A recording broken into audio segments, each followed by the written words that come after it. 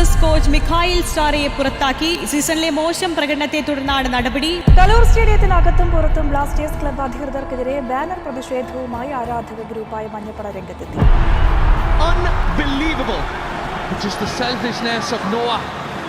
Pezing in the box, wants to get on the score sheet. ഒരുപാട് പ്രതിസന്ധി ഘട്ടങ്ങളിലൂടെ കടന്ന് സീസണിലെ ഏറ്റവും നിർണായകമായ നിമിഷത്തിൽ എത്തി നിൽക്കുകയാണ്.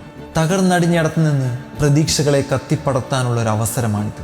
വരാനിരിക്കുന്ന ശക്തരായ എതിരാളികളിൽ ഏറ്റവും ശക്തനെ നേരിടാൻ ഒരുങ്ങുമ്പോൾ ഭയന്ന് പിന്മാറുന്ന ഒരു ടീമിനെ ഞങ്ങൾ ആരും പ്രതീക്ഷിക്കുന്നില്ല. ഈ മത്സരത്തിന്റെ ഫലം പരാജയമാണെങ്കിൽ ടീമിന്റെ നിലവിലത്തെ പ്രതിസന്ധി ഘട്ടവും സീസണിന്റെ പകുതിക്ക് വെച്ചുള്ള പരിശീലകന്റെ കൂടുമാറ്റവും താരങ്ങളുടെ കുറവുമൊക്കെ പറഞ്ഞ് അതിനെ ന്യായീകരിക്കാം. എല്ലാവരും നേരത്തെ കണക്കൂട്ടിയതുപോലെ ഇതൊരു സാധാരണ മത്സരം മാത്രമായി മാറും. പക്ഷേ ഏറ്റവും ശക്തമായി നിലകൊള്ളുന്ന മോഹൻ ബഗാനെതിരെ കൊച്ചിയിൽ വെച്ച് ഈ മത്സരം വിജയിച്ചു.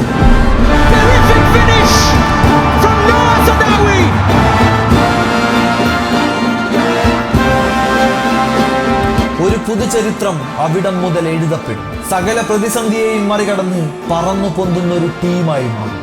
പ്രതീക്ഷ നഷ്ടമായ ജനങ്ങളിൽ ശക്തമായ ആത്മവിശ്വാസം നിർമ്മിച്ചു. ഇപ്പോഴും ഈ മത്സരം ഇങ്ങനൊരു വിശേഷണത്തിന് അർഹമാണോ എന്ന് എനിക്കറിയില്ല. പക്ഷെ ഒരു കാര്യം ഉറപ്പാണ്, അന്ന് ആ സ്റ്റേഡിയത്തിൽ തടിച്ചുകൂടുന്ന ആരാധകർ കാണുന്നത് സീസണിലെ ഏറ്റവും ചൂടേറിയ മത്സരം തന്നെയായിരിക്കും. അതുകൊണ്ട് നമുക്കതിനെ അങ്ങനെ തന്നെ വിളിക്കാം. Get ready for the Indian El Clasico.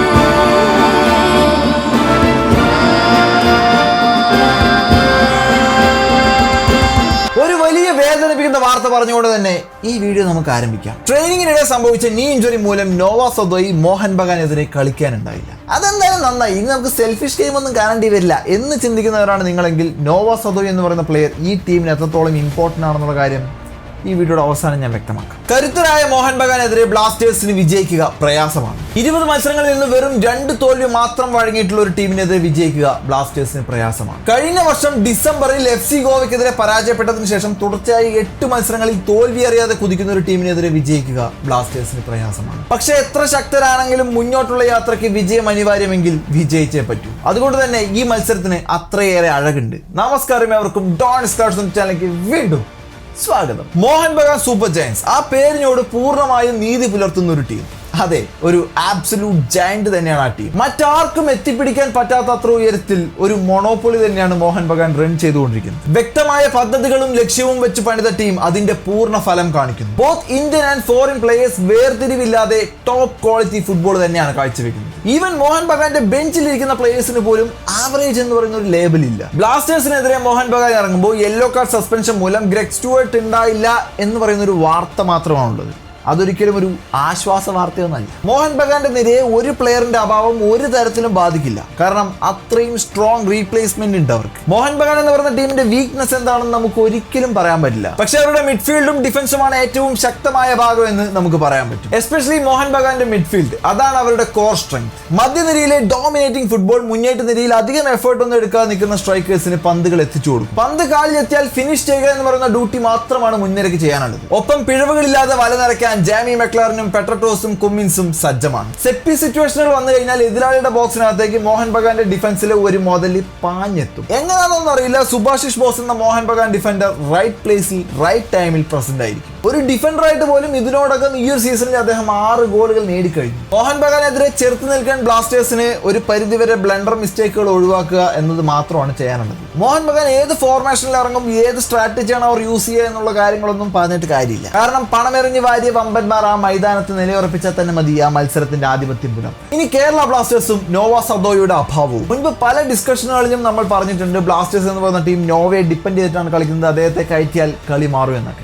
ആ ഒരു പ്രശ്നം കൃത്യമായി മനസ്സിലാക്കി കഴിഞ്ഞ മത്സരത്തിൽ അങ്ങനെ ഒരു ലൈനപ്പാണ് കോച്ച് പുരുഷോത്തമൻ പുറത്തുവിട്ടത്. അതിന് കൃത്യമായ ഫലവും കണ്ടു. പക്ഷേ ആ ഡിസ്കഷനിലെല്ലാം നമ്മൾ കൂട്ടിച്ചേർത്ത മറ്റൊരു പോയിന്റ് കൂടിയുണ്ട്. നോവ സദോയി എന്ന് പറയുന്ന പ്ലെയറിനെ നമുക്ക് രണ്ടാം പകുതിയിൽ അത്യാവശ്യമാണ്. ടീം തകർന്നു നിൽക്കുകയാണെങ്കിൽ, ഗോൾ അടിക്കാൻ വീർപ്പ് മുട്ടുകയാണെങ്കിൽ ഉറപ്പോടെ കളത്തിലിറക്കാൻ പറ്റുന്ന ഏക പ്ലെയറേ ഉള്ളൂ, അത് നോവ സദോയി തന്നെയാണ്. ടീം ഗെയിമിലൂടെ എതിരാളിയെ തകർക്കാൻ സാധിക്കുന്നില്ലെങ്കിൽ ഇൻഡിവിജ്വൽ ബ്രില്യൻസിലൂടെ നോവ സദോയി ബ്ലാസ്റ്റേഴ്സിനെ രക്ഷിക്കും. പക്ഷെ അൺഫോർച്ചുനേറ്റ്ലി ഈ ഒരു മത്സരത്തിൽ ആ ഒരു പോസിബിലിറ്റി ഇല്ല. അതുകൊണ്ട് തന്നെ നോവ സദോയി എന്ന് പറയുന്ന പ്ലെയറിന്റെ അഭാവം തീർച്ചയായിട്ടും ബ്ലാസ്റ്റേഴ്സിനെ സാരമായി തന്നെ ബാധിക്കും. എന്തായാലും കഴിഞ്ഞ മത്സരത്തിന് സമാനമായിട്ടുള്ള ഒരു ലൈനപ്പ് തന്നെയായിരിക്കും ഈ ഒരു മത്സരത്തിൽ ഇറക്കാൻ പോകുന്നത്. 4-3-3 അല്ലെങ്കിൽ ഒരു 4-2-3-1. പെപ്രെ ഒരു സെക്കൻഡ് സ്ട്രൈക്കർ റോളിൽ മധ്യനിരയ്ക്ക് കുറച്ചുകൂടെ സപ്പോർട്ട് കൊടുക്കുന്ന രീതിയിലാണ് കളത്തിലേക്ക് ഇറക്കിയിട്ടുണ്ടായിരുന്നത്. ഈ ഒരു മത്സരത്തിലും ആ ഒരു മാതൃക തന്നെ കീപ്പ് ചെയ്യണം. കാരണം ഗോളുകൾ അടിച്ചു കൂട്ടുന്നതിനേക്കാൾ പൊസിഷൻ ഗെയിം കളിച്ച് കളി കയ്യിൽ ഒതുക്കുന്നതായിരിക്കണം ബ്ലാസ്റ്റേഴ്സിന്റെ ലക്ഷ്യം. കൂടുതൽ പന്ത് കൈവശം വെച്ച് കിട്ടുന്ന ഒരവസരം, ആ ഒരവസരത്തിൽ കൗണ്ടർ അറ്റാക്കിലൂടെ ബ്ലാസ്റ്റേഴ്സിന് ലീഡ് കണ്ടെത്താനാവും.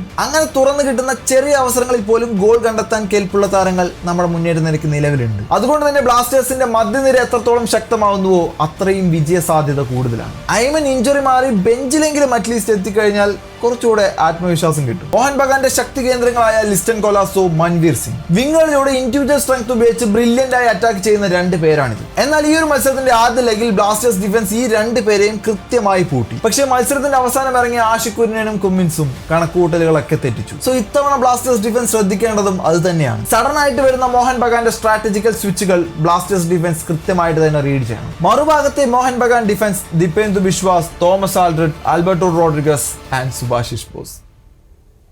ഈ പേരുകൾ വെറുതെ പറഞ്ഞൊന്നേ ഉള്ളൂ. എന്തായാലും ബ്ലാസ്റ്റേഴ്സിന്റെ ഈ ഒരു മത്സരം മുന്നോട്ടുള്ള യാത്രയ്ക്ക് അവരുടെ പൊട്ടൻഷ്യൽ തിരിച്ചറിയാനുള്ള ഒരു അവസരം കൂടിയാണ്. എന്തായാലും അമിത പ്രതീക്ഷകളില്ലാതെ എല്ലാം വിധിയിൽ സമർപ്പിച്ച് ഈ ഒരു മത്സരം നമുക്ക് സ്റ്റേഡിയത്തിൽ വെച്ച് കാണാം. എന്നാൽ വീഡിയോ ഇഷ്ടപ്പെട്ട ലൈക്ക് ചെയ്യാനും ഷെയർ ചെയ്യാനും സബ്സ്ക്രൈബ് ആക്കരുത്. ഈ ഒരു മത്സരം നിങ്ങളുടെ വലിയ തീർച്ചയായിട്ടും നടക്കാൻ വേണ്ടി മറക്കരുത്. മറ്റൊരു മത്സരം ബൈ.